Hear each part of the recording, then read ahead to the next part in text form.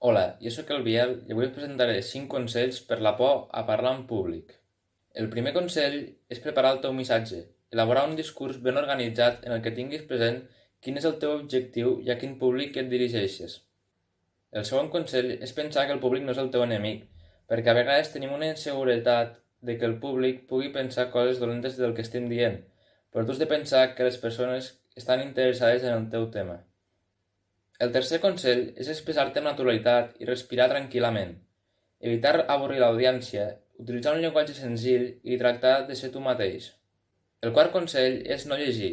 Utilitzar recursos de recolzament com esquemes, imatges o gràfics, però no basis tot el teu discurs en ells. El cinquè i últim consell és practicar el teu discurs una i una altra vegada, perquè la capacitat de parlar en públic s'adquireix i es perfecciona a base d'entrenament.